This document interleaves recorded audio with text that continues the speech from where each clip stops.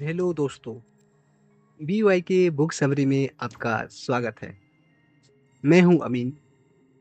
यहाँ हम दुनिया के सबसे बड़े लीजेंड्स की इंस्पायरिंग जर्नी, उनका मेंटल वार और एम्पायर बिल्डिंग के लाइव लेसन को डिकोड करते हैं। आज का टॉपिक और उनका सबसे बड़ा सीक्रेट आपके स्क्रीन पर है।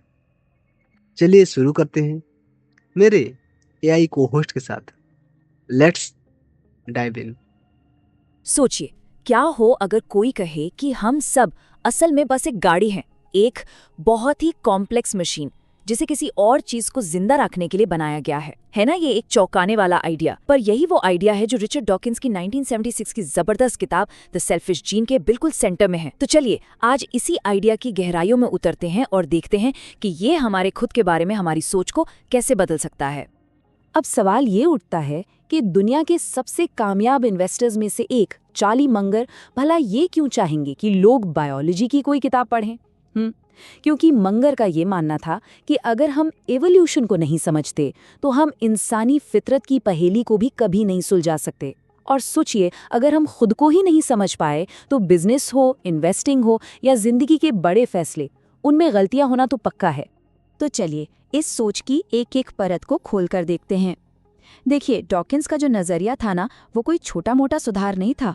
ये तो जैसे जिंदगी को देखने का एक बिल्कुल नया चश्मा था। उन्होंने तो एवोल्यूशन की पूरी कहानी का हीरो ही बदल डाला। इसे कहते हैं जीन सेंटर्ड व्यू या जीन केंद्रित नजरिया। इसका मतलब ये है कि इवोल्यूशन का जो असली खेल है ना, वो इंसानों या जानवरों के बीच नहीं चल रहा। नहीं, वो तो हमारे अंदर मौजूद छोटे छोटे कोड्स यानी हमारे जीन्स के बीच चल रहा है। और हम और बाकी सारे जीव, हम तो बस इन जीन्स के लिए बनाई गई सर्वाइवल मशीन्स हैं। एक पल के लिए सोच कर देखिए, हमारे इस शरीर के असली मालिक हम हैं ही नहीं, बल्कि हमारे जीन्स हैं। वो हैं कठपुतली के असली मास्टर। और हमारा शरीर, हमारा दिमाग, हमारी सारी इच्छाएं, ये सब बस वो धागे हैं जिन्हें सिर्फ और सिर्फ एक मकसद से खींचा जा रहा है, किसी भी तरह जीन्स को अगली पीढ़ी तक सेफली पहुंचाना। अब ये समझने के लिए कि ये आइडिया कितना कितना रेवोल्यूशनरी था, चलिए डार्विन के बारे में सोचते हैं। डार्विन ने हमें बताया था कि कैसे अलग अलग प्रजातियां सर्वाइवल के लिए लड़ती हैं। एक बहुत बड़ी एपिक कहानी थी वो। लेकिन डॉकिंस ने आकर कहा, एक मिनट रुकिए, हम गलत लेवल पर देख रहे हैं। उन्होंने जैसे माइक्रोस्कोप के लेंस को और जूम किया और दिखाया कि असली लड़ाई तो इंसानों या प्रजातियों के बीच है ही नहीं। असली जंग तो उन अमर रेप्लिकेटर्स के बीच है जो पीढ़ी दर पीढ़ी चलती रहती हैं, यानी हमारे जीन्स। ठीक है, तो अगर जीनी ही कहानी के हीरो हैं तो फिर उन्हें सेल्फिश यानी स्वार्थी क्यों कहा गया? ये एक ऐसा शब्द है जिसे लेकर बहुत कंफ्यूजन होता है। तो चलिए इसके असली मतलब को समझते हैं। देखिए, यहाँ सेल्फिश होने का वो मतलब बिल्कुल नहीं है जो हम आम जिंदगी में समझते हैं। कोई नैतिक मतलब नहीं है इसका। जीन्स अच्छे या बुरे नहीं होते। अरे वो तो सोचते तक नहीं है। ये बस एक अनकॉन्शियस ऑटोमेटिक प्रोसेस है। मतलब एक जीन बस वो करेगा जिससे उसकी कॉपी बनने के चांस बढ़ जाएं। बस ठीक वैसे ही जैसे एक रोबोट अपना काम करता है, बिना किसी फीलिंग या इरादे के। लेकिन यही कहानी में एक बहुत मजेदार ट्विस्ट आता है। अगर सब कुछ जीन के स्वार्थ से ही चल रहा है तो फिर हमें नेचर में एल्ट्रुइज्म यानी परोपकार क्यों देखने को मिलता है? एक माँ अपने बच्चे के लिए अपनी जान खतरे में क्यों डालती है? एक चींटी अपनी पूरी कॉलोनी के लिए क्यों मर मिटती है?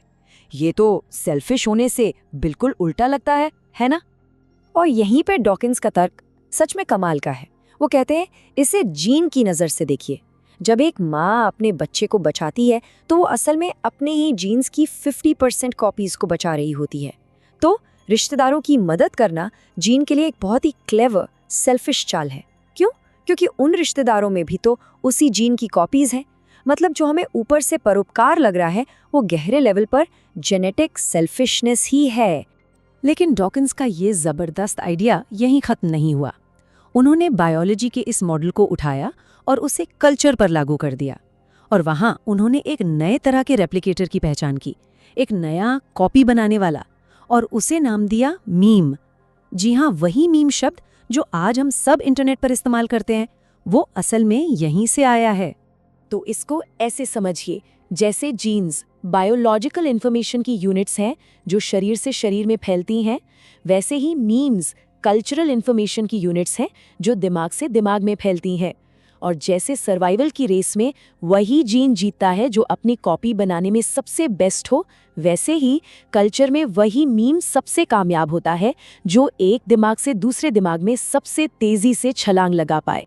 जैसे कोई धार्मिक विचार जो हजारों साल से चला आ रहा है, कोई फैशन ट्रेंड जो रातों रात वायरल हो जाए, या फिर कोई ऐसी धुन जो बस दिमाग में अटक कर रह जाए। ये सब मीम्स हैं, ऐसे आइडियाज जो हमारे दिमाग को अपनी गाड़ी की तरह इस्तेमाल कर रहे हैं और कल्चर के इस बड़े से समंदर में अपनी कॉपीज बनाते जा रहे हैं। तो चलिए अब वापस चार्ली मंगर पर आते हैं।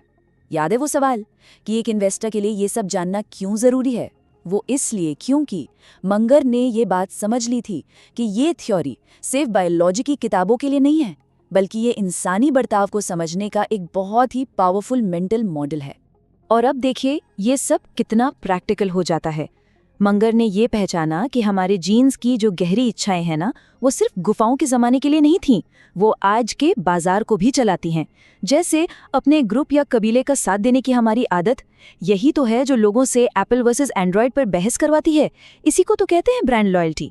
समाज में ऊंचा स्टेटस पाने की हमारी चाहत, लग्जरी ब्रांड्स इसी पर तो अरबों का बिजनेस करते हैं।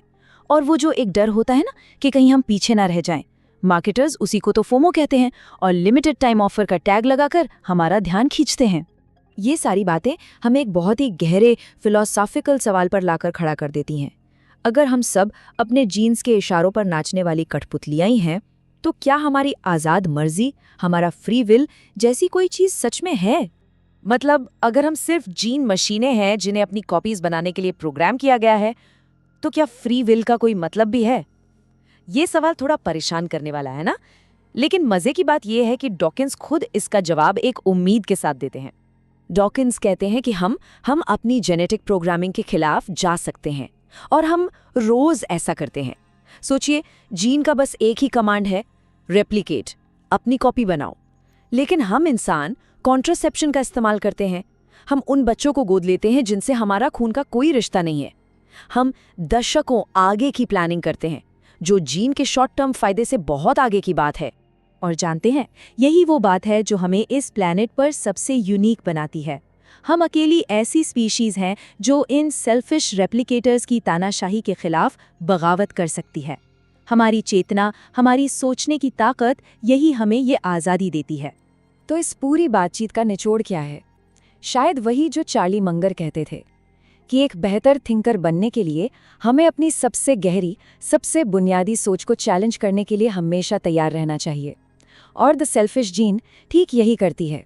ये हमें मजबूर करती है कि हम खुद को, हमारी सोसाइटी को और इस पूरी दुनिया को एक बिल्कुल नई और पावरफुल नज़र से देखें। दोस्तों, ये था आज का पूरा निचोड़।